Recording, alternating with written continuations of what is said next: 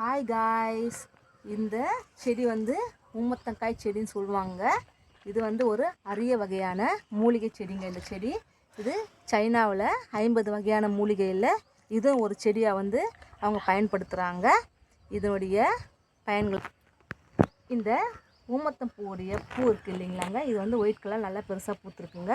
இந்த பூவை எடுத்து நாம் நல்லெண்ணெயோட அந்த சாறு, இந்த பூவோட சாறு எடுத்து நல்லெண்ணெயோட கலந்து காது வலி வரும் பொழுது 2 சொட்டு காதில் நம்ம விட்டோம்னாக்கா நமக்கு வந்து அந்த காது வலி பிரச்சனையே வந்து இல்லாமல் போயிடுங்க.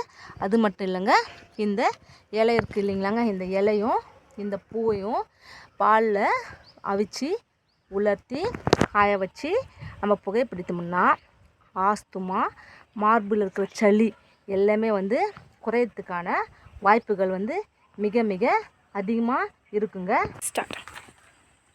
நம்மளுடைய தோல் பிரச்சனைகளில் சிரங்குகள், குழந்தைகளுக்கான சிரங்குகள், படார்த்தாமரைகள்லாம் இருந்துச்சுனாக்கா இந்த இலையுடைய சாறு எடுத்து அந்த சிரங்கின் மேலேயும் படார்த்தாமரை மேலேயும் நம்ம பூசி வர இந்த படார்த்தாமரையும் சிரங்கம் வந்து சரியாயிடுங்க.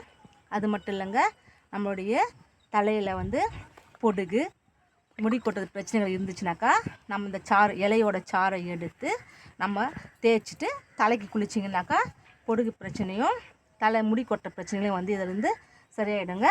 நீங்கள் இதை பயன்படுத்தி பாருங்கள். ஓகே காய்ஸ், இந்த வீடியோ உங்களுக்கு பிடிச்சிருந்துச்சுன்னா கமெண்ட்ஸ் பண்ணுங்கள், ஷேர் பண்ணுங்கள், சப்ஸ்கிரைப் பண்ணுங்கள், லைக் பண்ணுங்கள்.